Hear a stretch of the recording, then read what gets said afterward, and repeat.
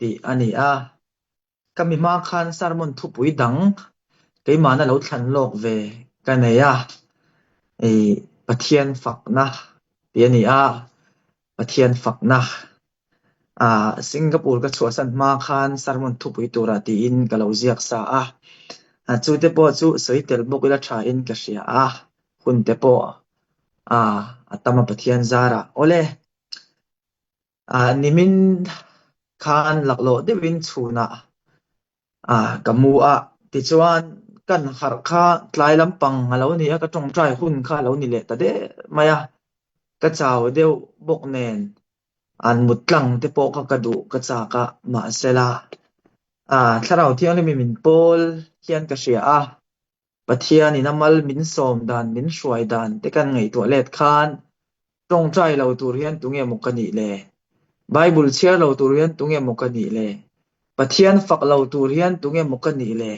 kanak tu khun tak ngial po mulok theilo shelok theilo pathian tel lo chuan pen khat po pen theilo hian engwangin nge ka tong trai lawang engwangin ka fian dia lawang tiang khan ka ril ro hian thu lo thleng ve chu chuan phur na tam tak min pe min nor kal kalom le nang ni po rong bol hi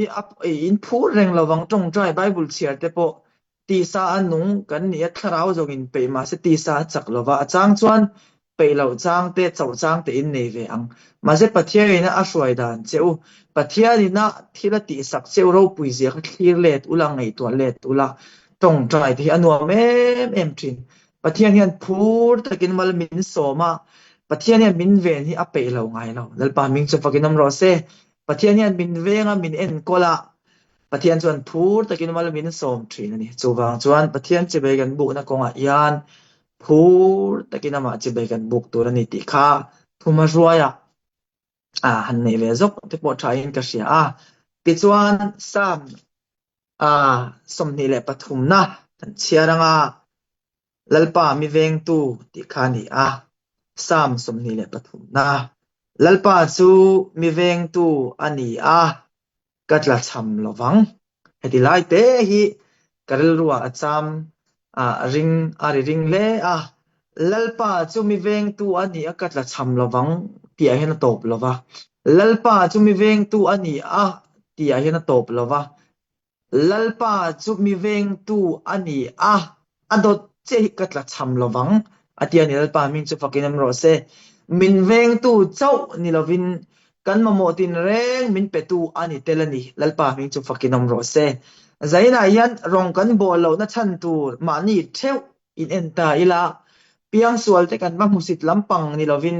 ram tui leilo mi re thei te kan va en dong lampang ni lovin an mani nen kan va in te khin lampang ni lovin engwang nge rong kan bolang kan ti chuan nang le ke hi rong bol thei hian pathian hian dam na risel na min pe tiro kut ke kimin hun min pe atam mi tam zok te pe chu Mizoram Myanmar ram pe lin pathianin na thatak tak min pe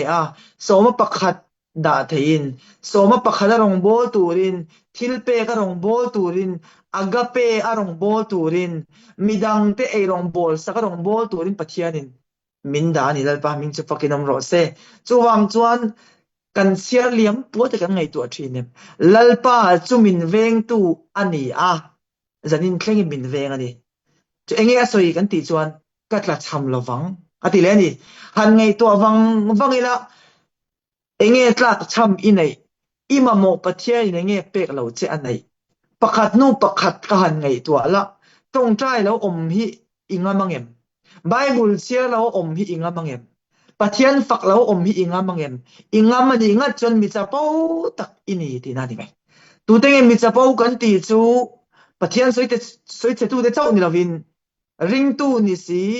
thinlung taka pathian pol ngai lo hun nei tho si Bible share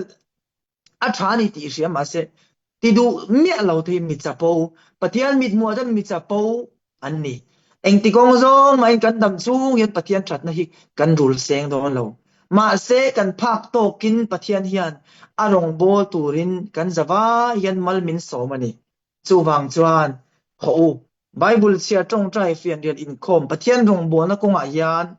pathian in talen min pek treo te hi I chom nung ze lang uti te po kha kan soi tel du boka sam a somli na chang som pasari na chuan ti hi na in zia ka ke zong re theile pachia kania nima selalal pan mi ngai tua thin a nang chumi tran pui tu le mi chan him tu ini a o ka pathian re ria lul suang che atiani tu kan siar te mangin nalpan malmin som ro se ke zong re theile pachia kani alalpan min ngai tua thin ati hi Indonesia ram ka thlen dan chung chang te po hi angai no mang reng khop mai hotel ka book dan te ka book sual te om boka sum ka loss te ka loss lo te om boka sei tur hi atamani pathianian hemi Singapore ram ka chua san hi a chop chil ve ang reng khop mai ti khan ke mai na kha ka zonga job street lama mania na zon chuan a mu theilo ti kha lo se ve hek lo le ka tong trai anga thama yang pathian min roi mai ang kha ka ti ati chuan job street lama ka thian nu te CV kan siam ti ra ti chuan na kan zong ka mu lo phot ta ke ma kha chuan ti chuan beiton top lama khan ni thum vel chop om to tia khan agent pathianin agent thadeu mai hi min pe ti chuan office lama local ro min tia ka vakala enga tinge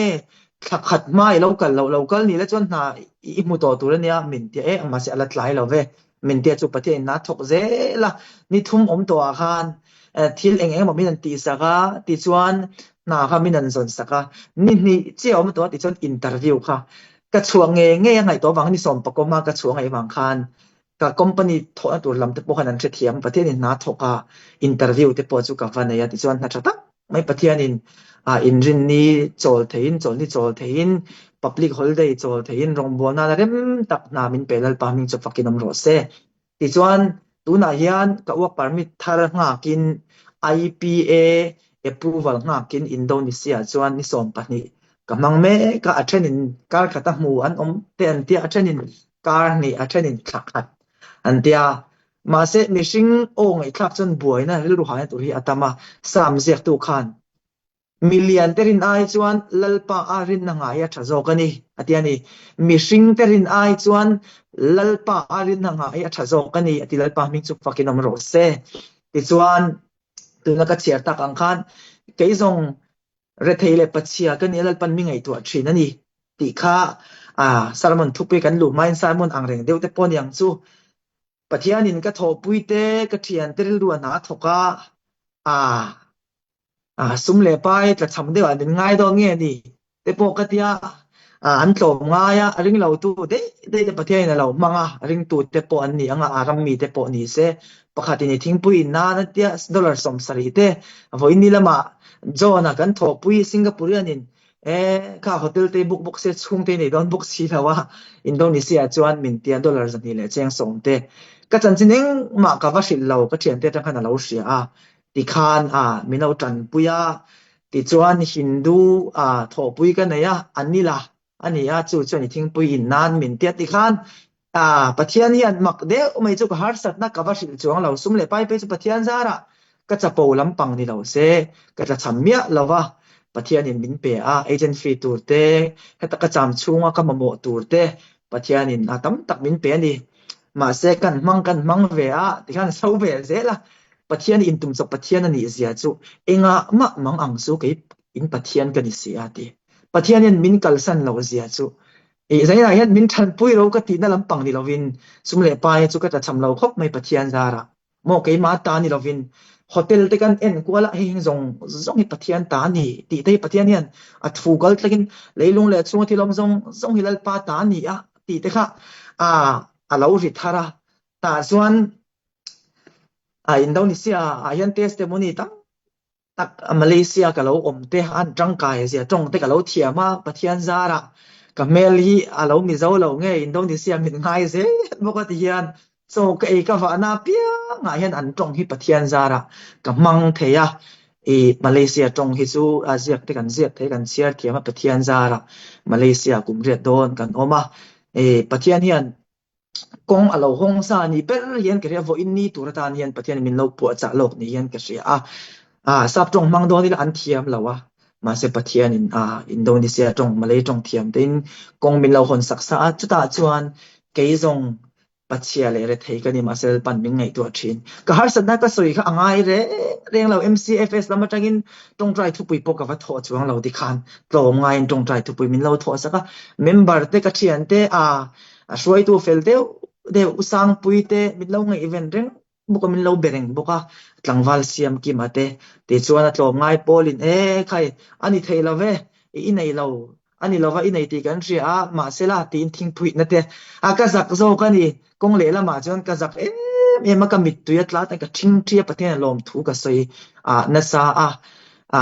pathian hi a tha ani chuwang chuan hetiang khop pa pathian tha in to del pathian kan nei hi kan nang ma le ke ma tan hian bel tlak lia lia pan tlak lia lia ani ti hi zai yan ka ser du chewani enge itlak cham ima mo pathian enge apek lo che ne inu pum chung atang kan han en la Mizoram atangin Myanmar atangin vo in ni tlengen pathian na shoi lo na mun che a om pui lo na mun che enge om ti kha tlema zong te po han soi ve tha in ka sia ani chuwang chuan tong trai lo le Bible chia lo pathian rong bol lo tu het enge ti tu kan nei tu rong nge bol tu kan nei Joshua in keile ka chung te ro zong in al pa rong ni kan bol don ni tu rong in bol don thang ro ati zaina in agape chung ku ate tu rong nge kan bol don zan tin ka in khom nei rong bol na tho chu ni ma se chung ril lam tak rong bol nei pathian hian adu awangin rong hi kan bol tak takem pathian nongi kan zui tak takem ti hi kan in en fia nga in ka sia ani ole Salmon thupuya kan lu tanga kan Bible chang in na tur chu chanchin thamathaya bungsom ni le pariat chanchin thamathaya bungsom ni le pariat chang som pakwana kan siarang chuti chuan kal ula nam dinami zirtira te siam ula pale fa pale tlarau thiang li minga chuan baptist ula thu ka pek zong zong cheu pom turin zirtir ro atop mai lo tin ngai te u ke kum khwa in khovel top thleng po in mena ko omze lang ati athu kan share te mangin lalpan malmin som ro se amen ole arin om khop mai pathian thu hi anunga thila ti thei ti kan ria kan share fo mai ma se har sa ne boina mang an na lo thlen chon mak ve de chu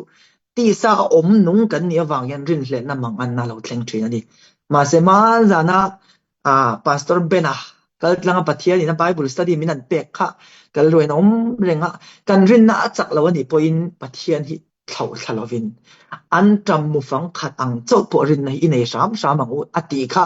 ke ma hian nung khop maya irin na hi karin nei achak lo ani poin an tam fang khat ang chau rin nei kan nei angaya pathian rin na hi kan bo san lo angaya ni Entirnan Singapore ram Prime Minister te Mizoram CM te USA President Donald Trump te khian thu min pe se lekha min pe se indu namun muna kali indu du in a ni in thayang min ti sum le pai ngai lo min ti se chu lekha chu kan wan pui tur zia chu lekha chun thilan ti thai zia tur mai chungai tur US President ram ai thil ti thai Mizoram CM ai thil ti thai leile van zong CM tu nangma CM tu che hian kal ro min tiani kal ula min tiani thu min peto eng ko ran eng pol ma hian min orde na ngai lo pastor vani kher hi ngai lo missionary vani kher hi ngai lo ti hian kan om muna kan zawa hian rong bol tu zol nei pathian rong bol tu kan ni vek ani ti zaina hian kan in shet tir non le du ani chuan rong bol na nung tak nei tur chuan enge poimo kan ti chuan zirtir ten nun han enta ila zirtir ten engtin nge rongan bol kan ti chuan I suwa zui masalo in rongan bol reng reng lo ti kan thria tangai I suwa zui masalo hian rong chu a bol te ma se angit lo adei rei lo kan thria tangai rong bol na nung tak nget tak lotling tak nei tur chuan I suwa nung hi zui kan ngai I suwa ke bula kan zir angai ani kal ula nam tinami te zirtira siamul ati ma hian hei chu chanchin dramathaya abung top lamani bung som ni le pariat ani hemi ma hian zirtir te hian I suwa nung hi anzui shepa tiru cho te an ngei tlanga ram huai te an not chuak dam lo te an ti dam tlanga isu khan aswal shepa isu ke bula an zirani tian an soila ka in mu chua hlim khan thu tak ka hriat hlim khan ka pian thar hlim khan ti te ang rong boli ka chak em isu ke bula om lo khan rong bol na kha ka zong ani ni za tak de chu rong bol na kha ka zonga bia ki na te thu soi ka va di la ni testimony soi te kha min lo kho ai ma thu soi na kun ka min hon saka ma se isu ke bula om ta lo na chu ka zama ka hlawa ka testimony te kha abala anin omani ze plo chuan a fel fai lo anung zo lo ani engwange keima khan ka du ka peya ka tuma ma se pathian ke bula ka zir masalawa pathian a khan chakna la masalovin ti khan ke ka pe na wang khan hlotlin na tak tak khawm lo chuwang chuan kan zawa a hian aga pe rong bol na hi a hlotlin kan du chuan kan zawa hian ni tin kan nun ko nga hian nung taka kan nun angai anti tiang rong bol na nung nei tur chuan kan nun hi an nung angai ani mani po nung lo chuan kan rong bol ni engtika ma anung thei don lo mi zo yen ting en tika tuimal farte te chuan tuilian tuifin ria ta siam chuwang chuan mi mal tina pathian kan pol thin na nung taka isu anung kan zui na hi kan kal khoma ti chuan agape rong bol nei alo nung don ani lalpa ming chu fakinom ro se chuwang chuan in khomi chu abe bom ani abe bom ka tia wang khan ka va soi chelam pang ni lovin isua ke bula kan om tamanga isua ke bula kan ziranga isua atangin thiltam takan ziranga ti chuan azir tir te ang hian kan pen chhuakanga kan rong bol na chu anung mai don thu soi thiam ran pa ngai lo isua ke bula om chuan ami sia hi kan lo kai mai ani lalpan azir tir te atir nu hian an rong bol na han nun zia tu ma lal i so hi an phat san to lo reng reng tel so wa thak te ara a zei bun te lutan te aletling zong a khen be te an ma chon te kani an rong bo ni avan nung tak em vo in thleng hian cross chan chin hi cross tu hi shilin lo mani engwang he kan ti chuan an master an zuya kha an hre chianga ti chuan rong an bol ma khan i so ke bulan na sat takin an zirani chuwang chuan unaw te u in khom hi chu rong bol nei chu engtika emo ti ba na la di don ma se mi pathian ne na leng dun tat chu in khom thei lo huna po covid po lo leng le ma se anun hi anung hlia to mai ani lalpa min chu pakinom ro se chu wang chuan he kan group a yan missionary te kan oma pastor te kan oma rong bol na nung takhi thil danga yan zon tur ani lova kan nun hi pathian nen in zom se kan nun hi nung tak hian om se kan rong bol na chu anung ani mai ti hi ka soi du ani rong bol na nung tak nei tur chuan han ti le te ang ti zong hian pathian vei hi kan vei anga ya pathian du hi kan du anga ya aga pe group hian mi mal tin hian pathian du lo hi kan du lo anga engwangin nge Israel lal ni ve zuk so la kha arong bol na alal na kha arei lo em kan ti chuan pathian du zong kha adu ve lova pathian ve kha a ve lova ti chuan arong bol na kha mit khap kar leka atopani tiro u jona te kha kan sia jona chan chini bible a toy te ne in zia kha kan sia a jona khan jona hi zol nei pakhat han ti ve ila kan sei sual om lo ve zona zu nenavi khu pathian in a han tira ma se pathian ina a mangai nenavi khu te ka avei ta lo tlat mai ani a mangai zo lo tlat mai na chan chen ka chiar maula pathian ve kha avei lo wa rong chu a bol tho ani leidanin rong chu a bol ve tho zaina yan agape group te kan niem rong kan bol thil pek rong bol ne kan pe chuak reng tong trai tu pui kan nei reng kan in khom reng ma se pathian ve tak tak kan ve lo chuan kan thum hi kan len do nai mi ten min fak ringot anga mi ten zan tin anin khom min ti ringot anga thlara bo tak tak waman phasi lo hian tiro kan rong bol nei ti na kwal mai do nai chuwang chuan rong bol lo tling tak nei tur chuan pathian ve hi kan ve anga ya pathian du hi kan du anga Nehemia kha chuan avei fu khop pian ka sia Pathian in Jerusalem kha aveya ami te tu cheto ami te bo to kha Pathian in aveya Pathian ve kha Nehemia chuan a han vei ve a arong bol na kha a hlot linga sin Jerusalem kul cheto te mo ami te Pathian mi te bo to te kha Pathian du a han du Pathian ve a han ve khan arong bol na kha a Nehemia kha lo chiar tai la kan mu theu ome arong bol ni anung lia lia eng ang po in do dal tum se an do dal zo lawani chuwang chuan Pathian vei kan vei ani chuan Pathian dui kan du ni chuan agape group a hian eng ang zir ti na po local se dik lo po local se kan thu don lo niam lam kan pan don lo kan al cho reng don ani ti hi zaina hian a ka soi du bok ani Pathian thu a chuan chen thin rama thaya bung som pani chang som thum na chuan tu po kalama tang lo chu mi do ani ati ani tu po mila khom pui lo chuan ati darani ati rong bol reng chung hen Pathian hi kan seng khom pui lo the ni unaw teu kan do the tlat mi mal nu na yan chuwang chuan rong bol na nung tak nei tur chuan mi mal tin te kan nun hi ni tin nung tak i suata na kan nun anga yani nung tur chuan enge poimo kan ti chuan nung lo tura sualina aron man min lei bo thei tu min ti chimi thei tu tui sual na tho zong zong hi kan kal san turani kan hoi san turani Samsona kha engwangin nge atlu ga ti khan om kan ti chuan amison ga lotlin lo kan ti chuan ka du e masin mole ati khan anun kha ti chia ani agape chung kwa te enge kan du I so hi kan du berani lo chuan kan rong bol na hit hian kwa la kumza po rong bolila tlarau bo hi kan man don lo ani chuwang chuan rong bol na nung le nget hlo tling tak nei tur chuan rong kan bol mai keima ni I so kan nunanga ya I so atanga kan zir anga ya Pathian du zong kan dua Pathian vai zong te kan vai angai ani tiro ti chuan I so anga thil kan thlir angai lali suan he khove la rong alo bol khat mi pui sang tam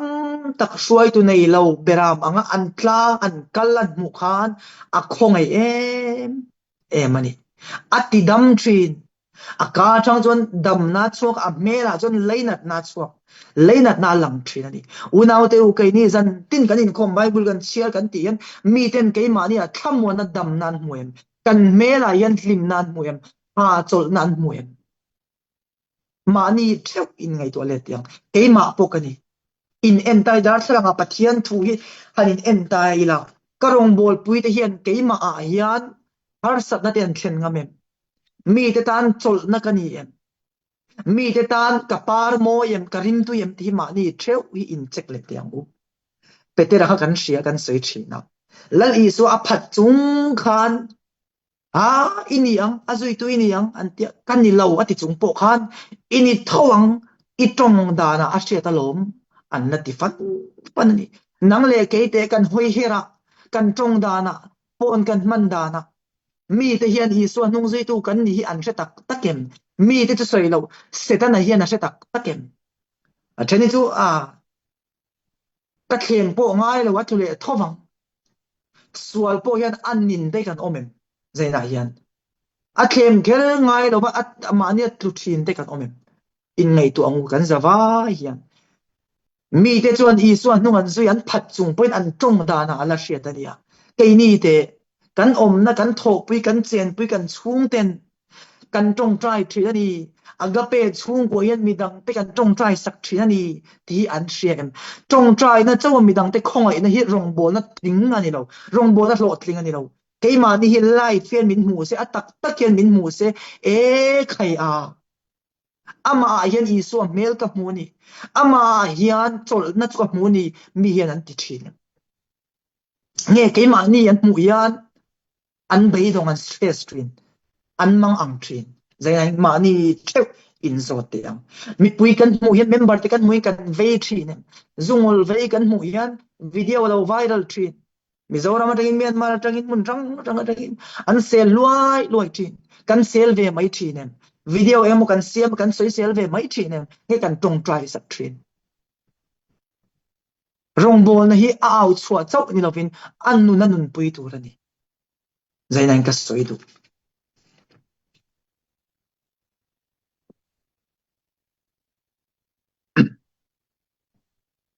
ti chuan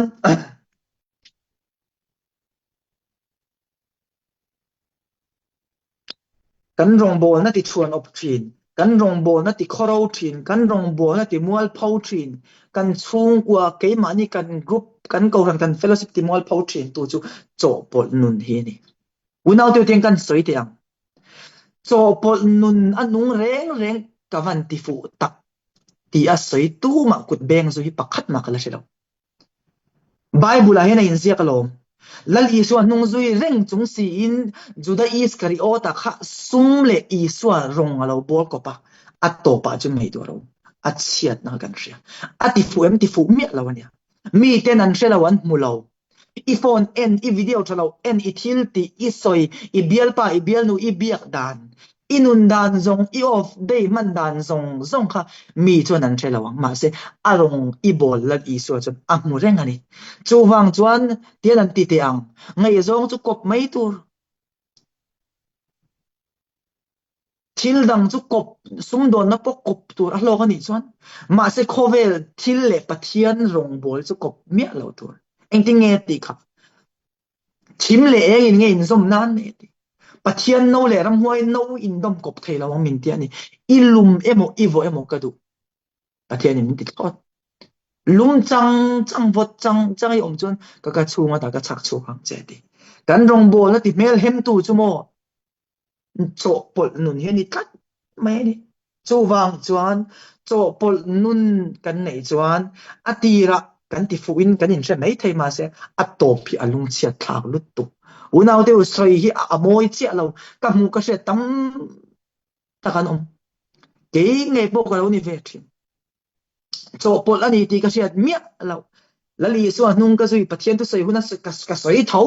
bible chia hu lo nia ka chiar thau alam ka se ka tong trai hun ni ka da voi thum voi ka tong trai thau ma se sual ti tu ra lo ma ka ti le zel thau khati chung khan ka rong bol na hi annun chu sei lo ke ma zo ki ka chaw ani warung ma ni tuilo op ang hi ka ni kanun hi a stress ngoi mai ni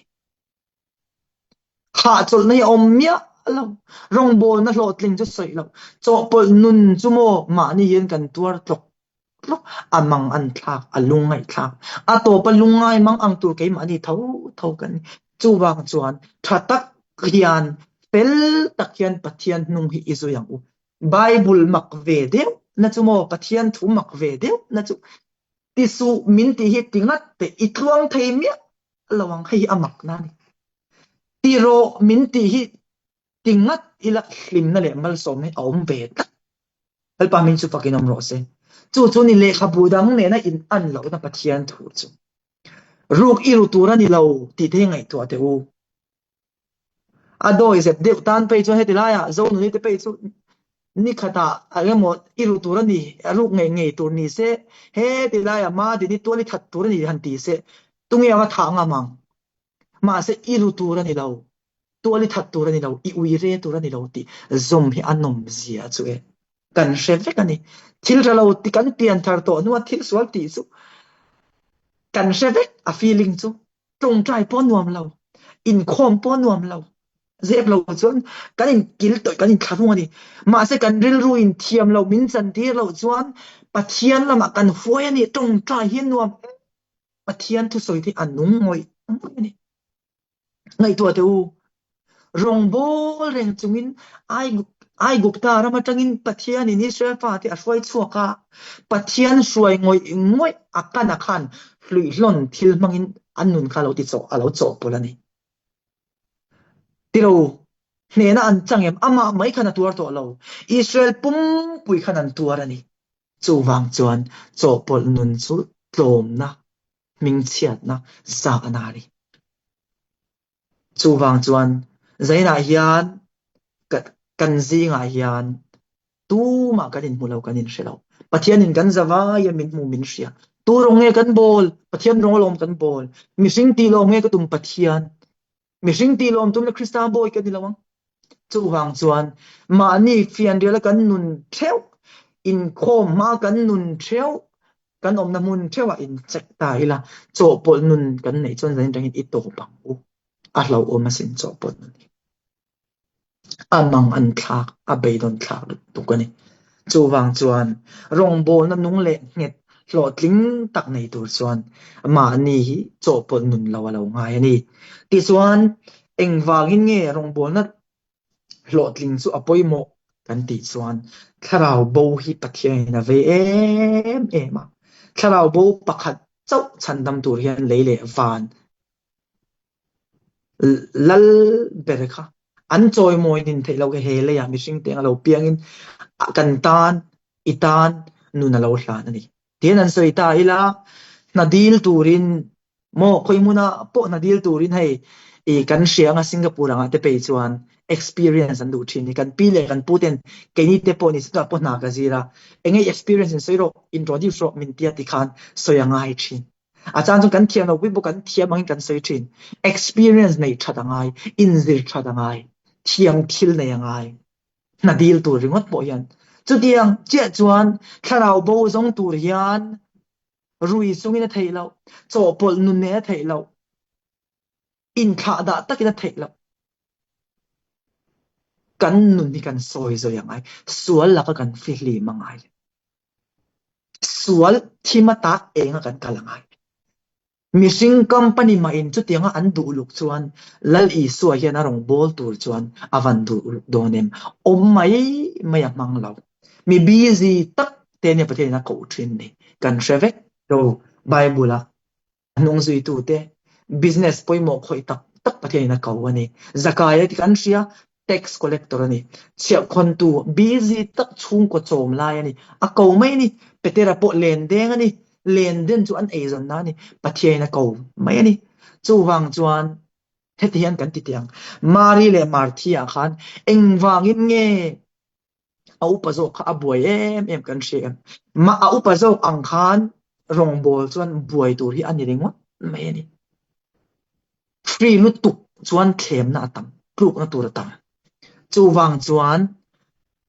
pathian in mi that sia mi ti mai mai mi zom tho amang ngai lo rong bo bol ve ngot se a hlotling don lo a thon mai don chu wang chuan kan zawa hian he group he chung kwa rong bol na nung nei tur chuan ma ni mi mal nun te i suata na kan nun nung taka kan nun nangai ti teng o chu nung taka kan nun nangai ani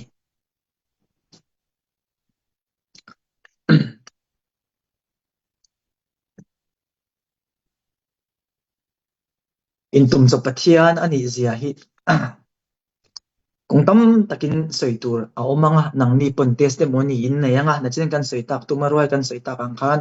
rong kan bol na kung ayan mak deu mai chu pathianin titura min ti ang hian ti ila bolila thil dang hi chu alo ngei tu mai alo ren fel mai eng mai hu phur tur hi alo om lo re reng ani chu wang chuan a che tur hi pathian ania enge ke ni eng tin nge rong chu ka bolang eng tin nge midang be pathian thu ka vasinang ti hi angai lo reng reng ma ni tharawa hen in fitila tiro tharau ji mi lana saila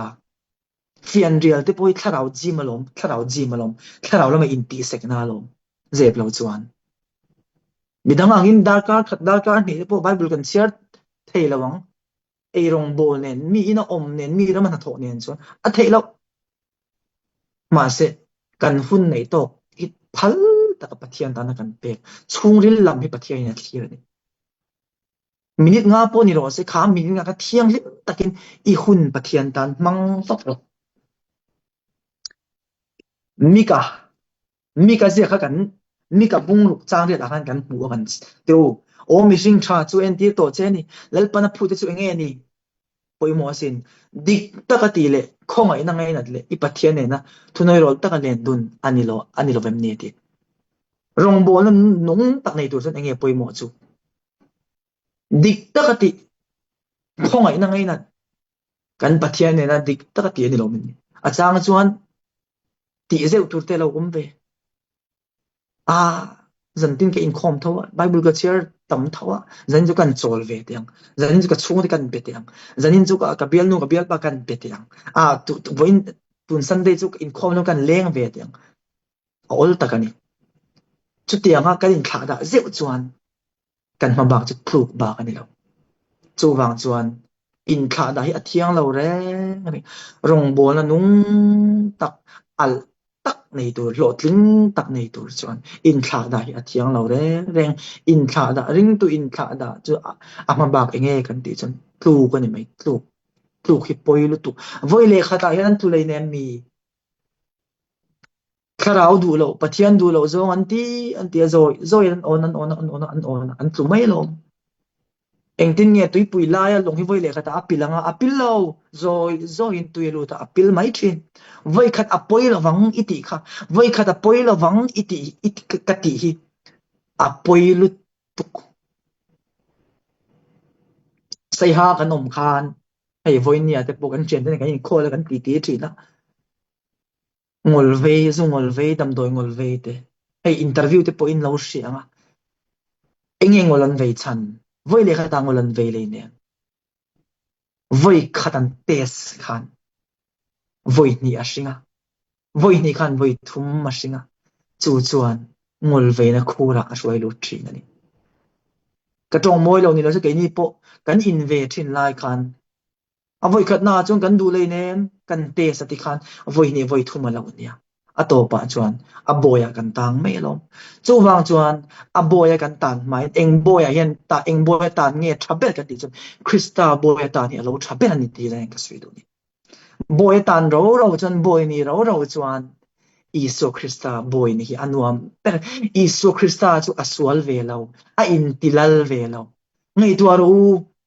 kan ngai tu Indonesia ka lo thleng te hi mo je mi lo chuan kan fang kwa la motor te kan la ve mo kan enjoy ve ni chu an na tho ma ka tia rel du ti to nan ka tia kan leng kwa la ai du to kin taxi te kan chuan hian dollar che ni chau te ka kan seng ta a e thil man hi tlom em hotel man te pot lom zan riat tan ten kan buka pathian zara so hi du to kin ka ya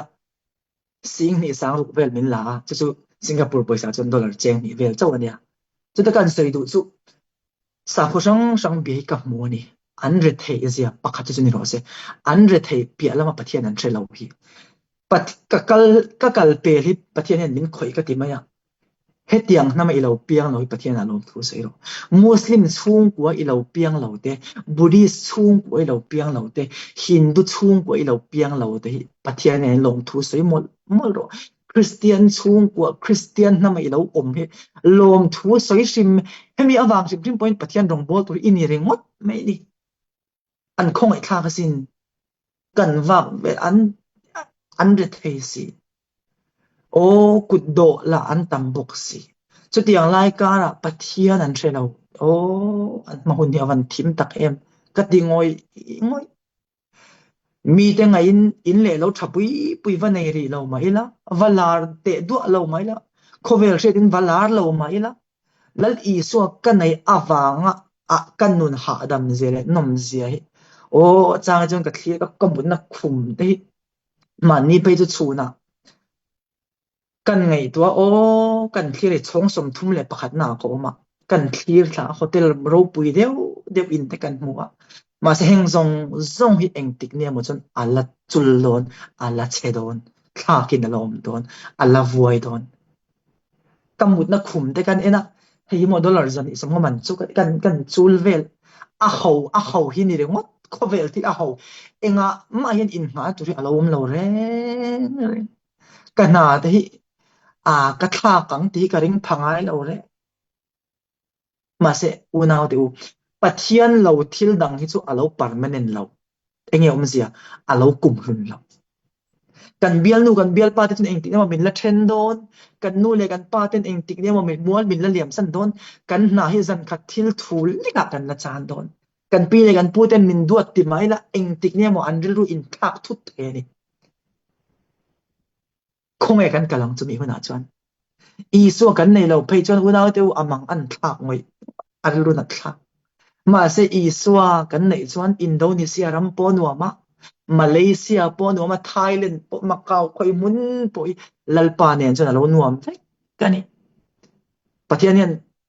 he holiday chung hian thil tam tak min hmu tir min zir tira ama thu ko ya nung ka zui tlat chuan heng hotel zong zong khover hi ata ni mai lalpa min chu pakinam ro se ama tilung ni tu hne na chuan pekin a om thin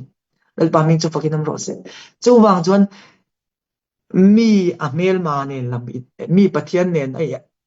alin kar that chuan a mel ma ne lamin remin om tir thin unau tu pathian nen kan in kar a thatak takem kan zawa hian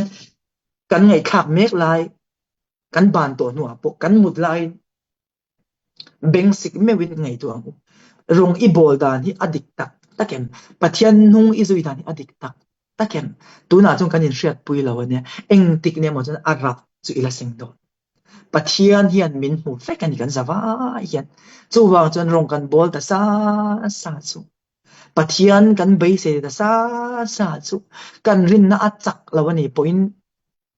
pathian hi thlau thalo wang u manzan phei chu katia harsat na lo thlenga a harsat na hi anuam lo ani tiro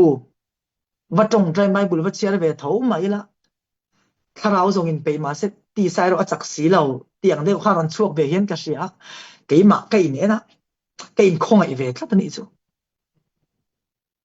ma se ka hun kal to pathian min hruai dan ka ngai to let khan kha khan min motivate kha khan min ti chak le lalpan thil ro pui tak min lo ti sak to te hi soi thinang u tak tak ania i ma yan golia tha lian tak hi lama chandon chung huna chuan i thian ten na zona har chu tiang ka tiang Myanmar rama boy Mizoram boy in chung kwan har sa boxi thil tam tak ngai thak tu rom khan ngoi reng la tong trai na million terin ai chuan lalparin na ngai thazo ka ni mi hring rin ai chuan lalparin na ngai thazo ka ni lalpan thil ati sak to chi kha soi thin ro puang chuak thin ro ani tak taka chuan ka work permit an cancel to wa tun Indonesia local po work permit cancel to chana lu thei mek lo nia kan thia tiro alu thei mek lo work permit so ngai nia ma se agape unau te min tong trai saka MCFS min tong trai saka kanan tong trai liam dia mangai to ru pathianin eng thil ro puinge min ti sa immigration a ka vakala engai ti don min tia anram mi bin ngai zo ka sap tong kanan soya hey kat visit don ka ti engki dung visit don mi chung te ni min tia jalan jalan ka kalme mi don ka tia okay min tia ka pathian yan min sai lo se akong hiom lo reng reng MCFS ka thian de then ka pe chon ikal turi za som riat achian lo wangin an lo send back an lo thon let pal te chuan Indonesia I airport atangin Myanmar lam ticket emo Cambodia emo leisa la an lo send back che I thok ngal no ni min tia ma se missing rin ai chuan lalparin na ngai a tha ni lalpa min chu pakin am lo se vo in thleng hian lalpa ka be se na le ama rin na ka ngat ka nga hian min la ti thlon ngai lo ke chuan lalpa ka ti thlon na sal tuk ka ti mual pho na sal tuk ka ti zak na sal tuk ka phat san ka hoi san na sal tuk ma se pathian hian vo in thleng hian min kal san ngai lo lalpa min chu pakin am lo se I chung kwa thlir te Myanmar a chung ko engzat nge chet na to Mizoram chu tiang lai kara pathian min hruai na pathian min om pui na ro pui zia hi kan nung pe chu kan soyanga ro pui deuh chu sum karen ve deuh ani voin eng po ni se sing so dora ka elawang tui ka ina ke no purang ka ti ve ni kan tong trai pathian ka in hlana hotel a tengin phone a lo ria ka thian no bula ka sei nge nge a voin hi kan hotel in celebration kan manga kan guest zong zong kan khual te tan a free in chole tui kan sema ilo chuk do na mi ilo e do na min ti lalpa min chu fakin am ro se a hun te a hian a lo ra thin ka zuk chuk ka e ne tlai la mi tur min fun ro ka ti tlai la mi chu thei lo hai tun che ne an tia kan soi du zo ka chu nau pang ka lo ni to a tuna tar ka lo ni ta pathian hian ammi te tu ma